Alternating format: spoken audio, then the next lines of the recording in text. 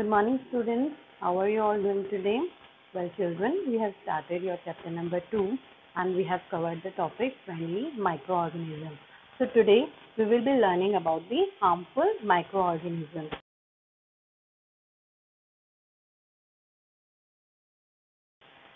Harmful micro organism जैसे आपने पढ़ा यूजफुल माइक्रो ऑर्गेनिजम्स हैं, हेल्पफुल माइक्रो ऑर्गेनिज्म है, सिमिलरली हार्मफुल माइक्रो ऑर्गेनिजम्स भी हैं जो क्या है हमारे लिए हार्मफुल है। किन सेंस में हार्मफुल है, वो क्या कर रहे हैं जिनकी वजह से दे आर हार्मफुल फॉर अस।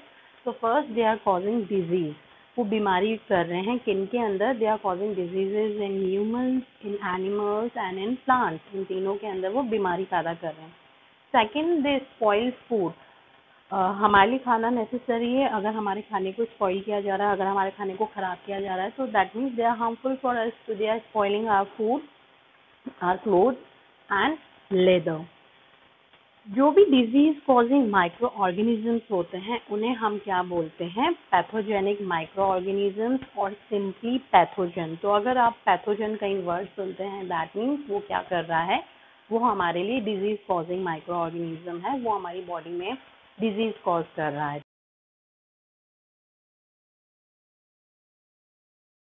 ये जो पैथोजेंस होते हैं या जो ये हार्मफुल माइक्रो ऑर्गेनिजम्स होते हैं, ये क्या करते हैं, हमारी बॉडी के अंदर एंटर कर जाते हैं। जब ये हमारी बॉडी में एंटर हो जाते हैं then what they use to do, they use to multiply. ये मल्टीप्लाई करते हैं, अपना नंबर बढ़ाते हैं एंड ये हमारी बॉडी के अंदर डिजीज कॉज करते हैं।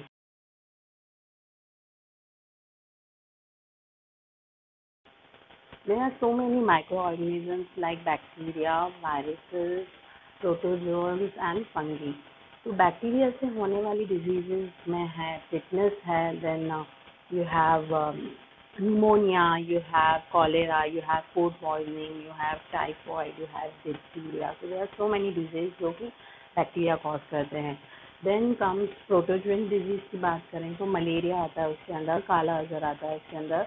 अगर हम फंगी से होने वाली डिजीज की बात करें तो जितनी भी हमारी स्किन से रिलेटेड डिजीजेज होती हैं, रिंग वर्म्स वगैरह जो है ये फंगी जो है वो कॉज करती है। उसके अलावा फूड पॉइजनिंग भी जो है वो फंगी से होती है हमें। और फिर अगर हम वायरसेस से होने वाली डिजीज की बात करें तो चिकन पॉक्स है, ल्यूकेमिया है एंड एड्स है जो सबसे खतरनाक बीमारी जो अभी मानी जा रही है, वो रेबीज है, डेंगू है, हेपेटाइटिस हैं, ये सारे हमको वायरस से होते हैं। तो ये जो डिजीजेज हैं और इनको कॉजिंग माइक्रो ऑर्गेनिजम्स हैं, ये आपको और बेटर समझ में आ जाएगा इस चार्ट के।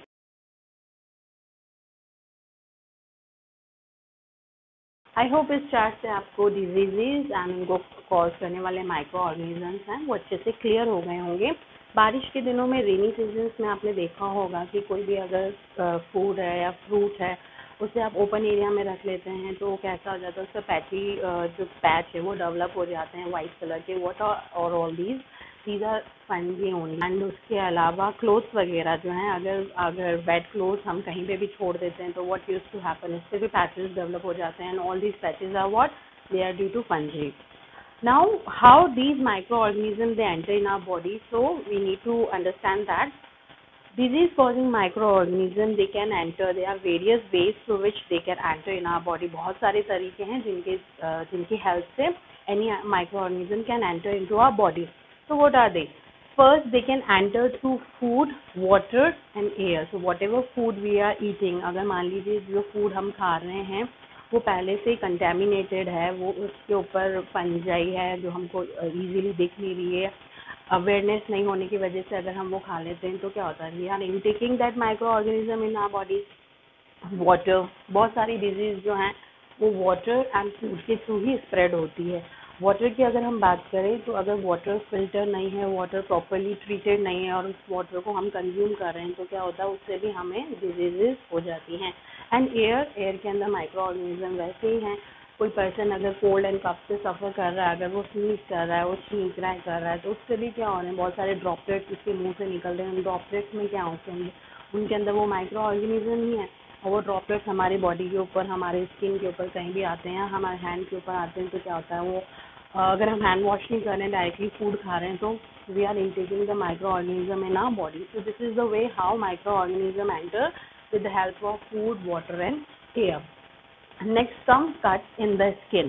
अगर स्किन के अंदर कोई कट है, इसीलिए we need to cover our wound. जब हमें कोई वुंड हो जाता है, कोई घाव हो जाता है, तो what we use to do, हम उसे बैंडेज या किसी चीज़ से कवर करके रखते हैं, उसको ओपन नहीं रखते हैं। क्योंकि क्या होता है, ओपन रखने से वी नो एयर के अंदर they are so many micro organisms. ये जो माइक्रो ऑर्गेनिजम्स हैं ये फिर डायरेक्टली एंटर हो जाते हैं। तो अगर बॉडी के अंदर कोई भी कट है, किसी भी वजह से कोई कट लग जाता है, तो उससे भी इजीली माइक्रो ऑर्गेनिज्म जो है उनको हमारी बॉडी के अंदर एंट्री मिल जाती है। या फिर डायरेक्ट स्किन कांटेक्ट से भी, अगर हम किसी से हैंडशेक कर रहे हैं या हम किसी चीज़ को टच कर रहे हैं, उस पर अगर माइक्रो ऑर्गेनिज्म है तो फिर क्या वो हमारे हैंड पे भी आ जाएगा, एंड फिर उस हैंड से हम जो भी वर्क करें, फूड ईटिंग या eating food with the help of our hand, और we are drinking water, whatever we are doing, तो वो हमारी बॉडी के अंदर माइक्रो ऑर्गेनिज्म एंटर हो जाएगा। Third is the carrier such as mosquitoes and flies. जो प्रोटोजोन डिजीजेज हैं, अगर हम मलेरिया की बात करें या हम काला अजगर की बात करें, तो ये कैसे स्प्रेड होता है, ये स्प्रेड होता है with the help of mosquitoes. जो फीमेल एनोफिलिस मॉस्किटो है, जब वो हमको बाइट करती है तब उस केसेस में हमको मलेरिया होता है, मलेरिया होने के चांसेस होते हैं। एंड फ्लाइज जो है वो काला अजगर जो डिजीज है उसको कॉजिंग करने में हेल्प करता है। तो ये these are the ways through which any microorganism can enter into our body. So we need to understand what are communicable diseases and what are non-communicable diseases.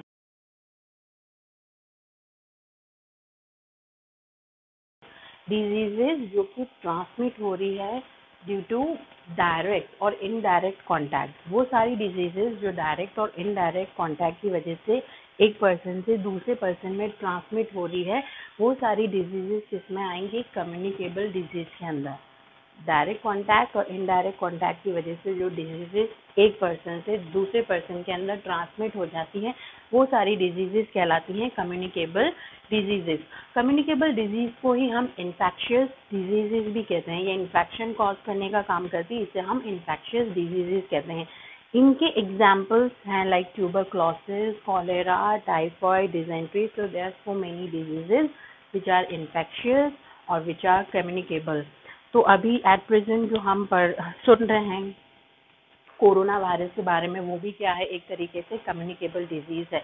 वो स्प्रेड होती है from one person to another. अभी कैसे spread होती हैं, उसके लिए आप देखिए, ये स्प्रेड हो सकती हैं with the help of contaminated food, water, air, insects, infected clothes and utensils. तो अभी आपने बहुत सारे वीडियोस जो चल रहे हैं उसमें आपने देखा होगा, जो डॉक्टर्स वगैरह जो कोरोना के पेशेंट्स वगैरह को ट्रीट कर रहे हैं, वो क्या कर रहे हैं, उनका पूरा एक अलग ही जो ड्रेस है वो रहता है।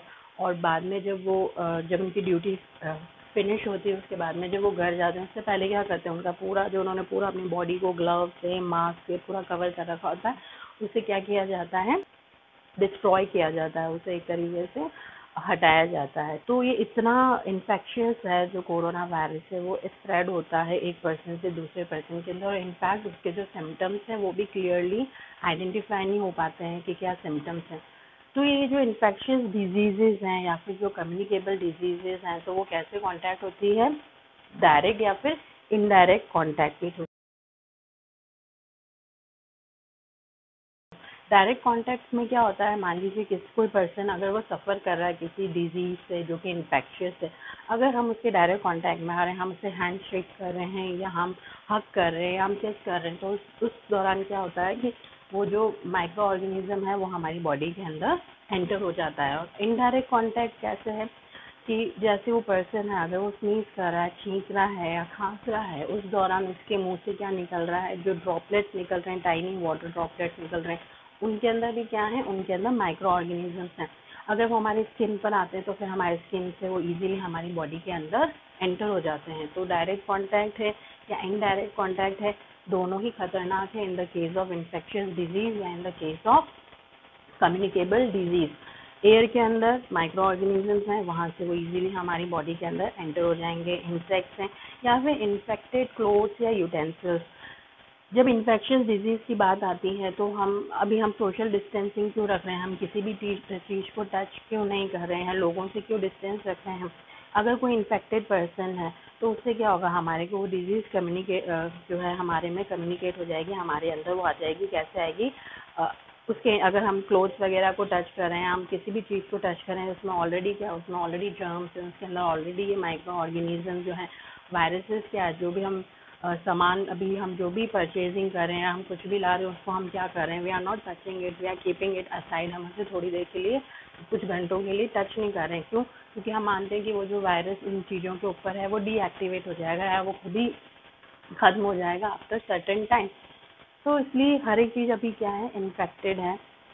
यूटेंसिल्स, अगर हम किसी कम्युनिकेबल डिजीज़ वाले पर्सन के यूटेंसिल्स में भी अगर खाना खाते हैं या उन बर्तनों में भी हम खाते हैं, तो भी हमारे में चांसेस है कि वो जो डिजीज़ है वो स्प्रेड हो जाएगी from the infected person to the healthy person.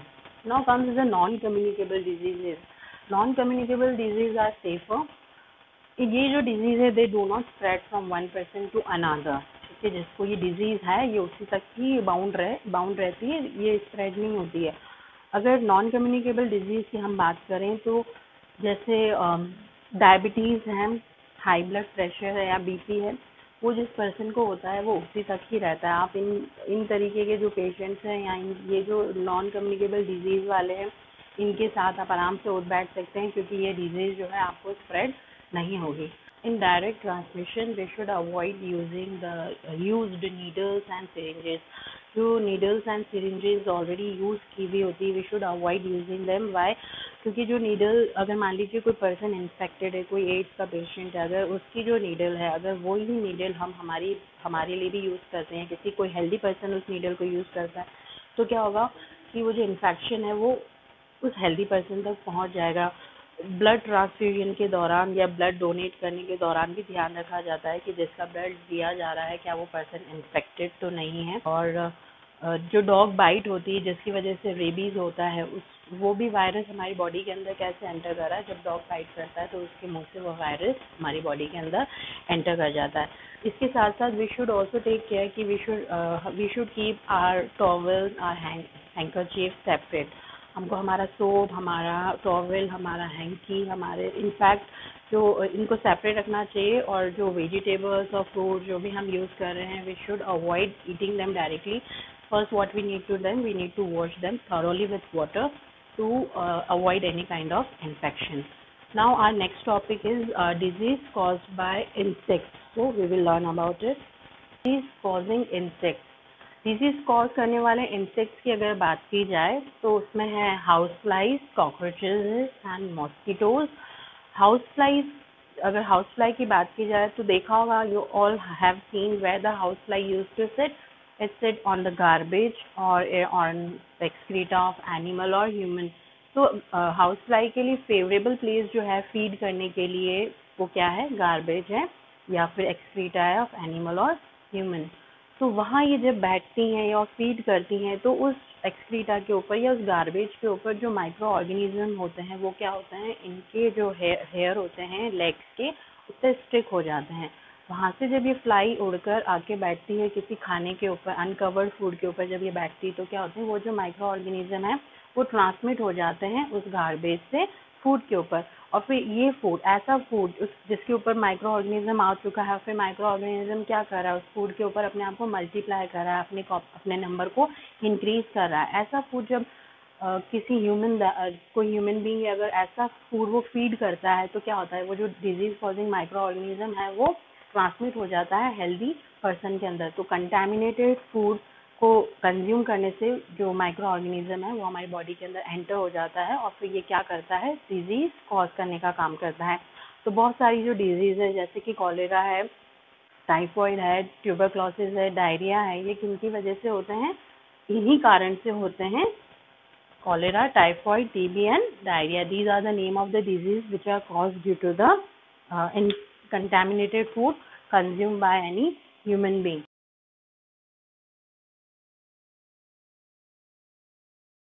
Cockroaches की भी बात करें तो कॉकरोचेस भी डिजीज जो है इसको स्प्रेड करने का काम करते हैं। ये भी अगर आपने देखा हो तो किचन वगैरह में कॉमन जो इंसेक्ट पाया जाता है वो कॉकरोचेस है। अनकवर्ड फूड जो है उसको अगर ये कंज्यूम करता है तो ये क्या करता है, डिजीज को एक जगह से दूसरी जगह स्प्रेड करने का काम करता है। तो ये सारे ऑर्गेनिज्म जो क्या कर रहे हैं कि डिजीज कॉजिंग माइक्रो ऑर्गेनिज्म को कैरी कर रहे हैं। एक प्लेस से दूसरे प्लेस पे, इन्हें हम बोलते हैं carriers. What are they are known as carriers. या फिर हम इन्हें वेक्टर्स भी कह सकते हैं. अगर किसी स्पेसिफिक माइक्रो ऑर्गेनिज्म को ये एक जगह से दूसरी जगह कैरी कर रहे हैं तो they are known as vector also. Then comes the mosquitoes. जो मॉस्किटोज हैं, अगर मलेरिया, हम स्पेसिफिक बात करें एक डिजीज की जो कि मलेरिया है. अगर ये मलेरिया डिजीज कैसे स्प्रेड होता है, जब भी कोई फीमेल मॉस्किटो जो है, जिसे हम एनाफिलिस मॉस्किटो के नाम से बुलाते हैं, whenever this mosquito it bites any person infected, किसी भी इन्फेक्टेड पर्सन को अगर ये बाइट करती है तो उस इन्फेक्टेड पर्सन के अंदर क्या होता है, प्रोटोजोन होता है, प्लाज्मोडियम. ये जो प्लाज्मोडियम है ये उस ब्लड के द्वारा जो मॉस्किटो है उस तक कर लेती है. तो ये जो प्लाज्मोडियम है ये उस मॉस्किटो के अंदर एंटर हो जाता है, उसके स्टमक के अंदर जाके ये रेप्लिकेट करता है, ये मल्टीप्लाई करता है. जब इसकी कॉपीज बढ़ जाती हैं उसके बाद अगर ये एनाफिलिस जो है वो किसी हेल्दी पर्सन को बाइट करती है तो उस दौरान ये जो प्लाज्मोडियम है ये मॉस्किटो से ट्रांसमिट कर दिया जाता है हेल्दी पर्सन के अंदर, और उस पर्सन के अंदर कौन सी डिजीज हो जाती है, उसकी वजह से मलेरिया. तो ये है disease causing insects, house flies, cockroaches and mosquitoes.